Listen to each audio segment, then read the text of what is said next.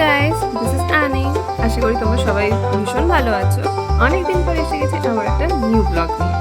আজকে আমরা 3 মূর্তি যাচ্ছি মন্দারমণি। এখন বাজে 5:20। ওয়েট করছি ট্রেনের জন্য। 5:24-এর ট্রেন ধরে আমরা পৌঁছবো হাওড়া এবং হাওড়া থেকে বাসে করে ধর্মতলা, আর তারপর আবার বাসে করে আমরা যাব মন্দারমণি। তো এই আমরা এসে গেছি এখন হাওড়া স্টেশনে, হাওড়া বাস স্টপটা। তো এখানে দেখে নাও আমার সাথে আর কারা কারা যাচ্ছে। তো এবার আমরা উঠবো বাসে।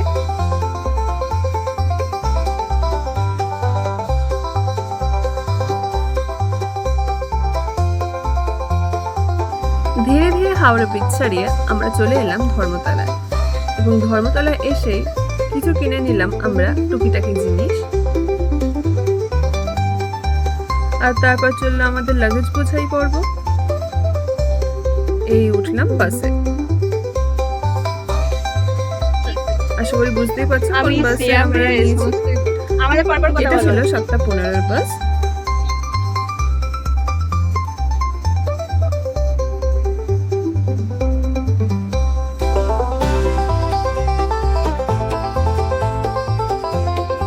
যদি আমরা চলে এসেছিলাম 1 ঘন্টা মতো আগে, তাই আমাদের অনেকক্ষণ ওয়েট করতে হয়েছিল। তারপর অবশেষে ছাড়লো আমাদের বাস।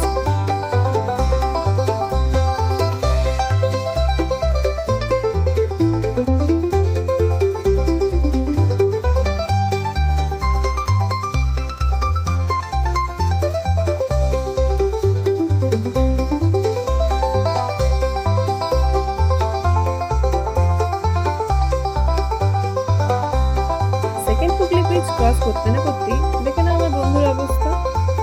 এটা ছিল বাসে একমাত্র রেস্ট পয়েন্ট।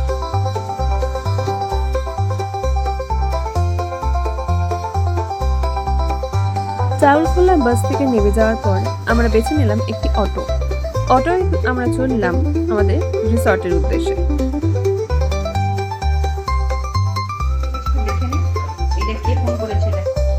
আমরা এখন চলে এসেছি আমাদের রিসর্টে। তোমরা দেখতে পাচ্ছ একটা ছোট্ট মিষ্টি ডোরাকে, যার নাম মিষ্টি, যাকে তোমরা আমার এই ভিডিওতে সারাক্ষণ দেখতে পাবে। আমরা উঠেছিলাম এজিএম গ্র্যান্ড বিচ রিসর্ট, যেখান থেকে মন্দারমণি সমুদ্র সৈকতের ডিস্টেন্স মোটে 2 মিনিট। এই দেখে নাও এক ঝলক হোটেলটা।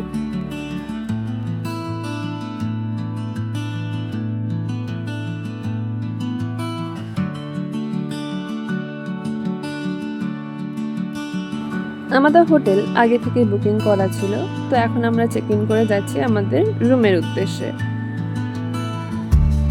এই একটা দেখতে পাচ্ছ তোমরা, ছোটখাটো একটা ওয়াটার পার্ক মতো আছে, সাথে রেন ডান্সেরও জায়গা আছে।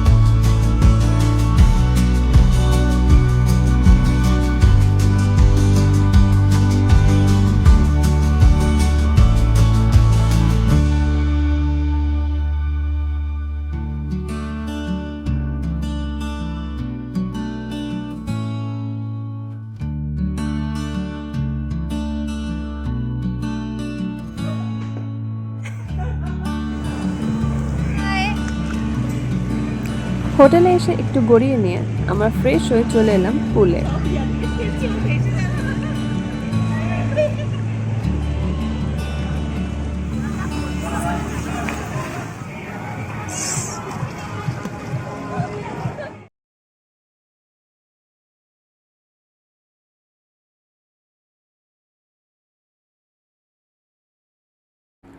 ঘন্টা 3 পুলে দাপাদাপি করে পেয়ে গেছিল ভীষণ খিদে, তাই অর্ডার করে নিয়েছিলাম 2 প্লেট বিরিয়ানি, সাথে চিকেনের একটি আইটেম। এখানকার প্রতিটি খাবার যেমন কোয়ালিটি এবং কোয়ান্টিটিতে সেরা, তেমনি দামও কিন্তু রিজনেবল। সন্ধ্যাবেলা নাগাদ চলে এলাম আমরা বিচে।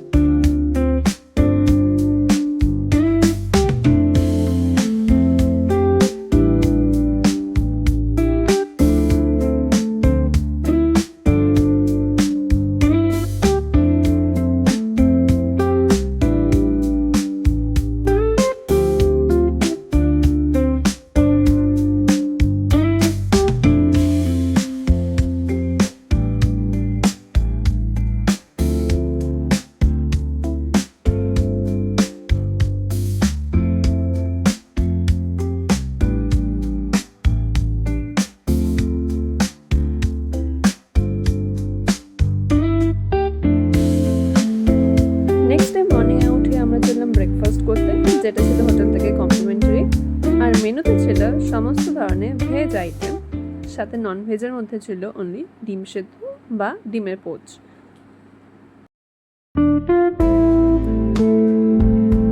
এই দেখো, আবার দেখা হয়ে গেছে ব্রেকফাস্ট টেবিলে আমাদের ডোরার সাথে। মিষ্টি এবার আমাদের সাথে হেঁটে হেঁটে যাচ্ছিল স্লিপে চড়বে বলে।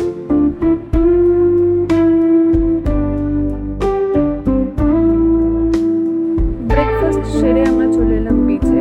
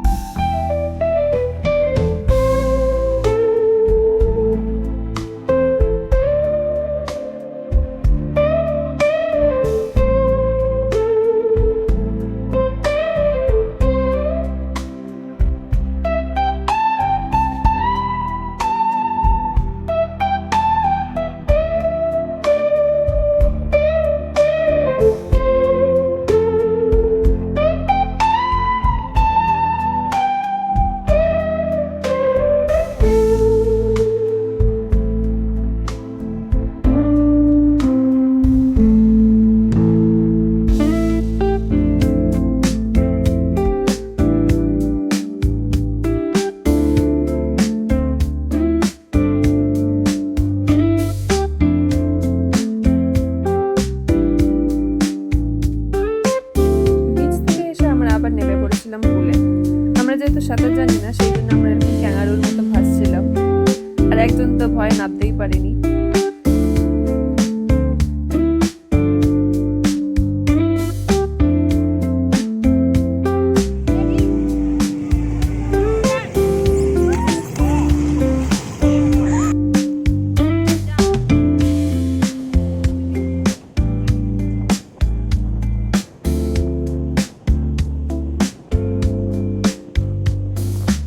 আপাতত মন্দারমণি ব্লগের মধ্যে বাড়ি যাওয়ার কথা।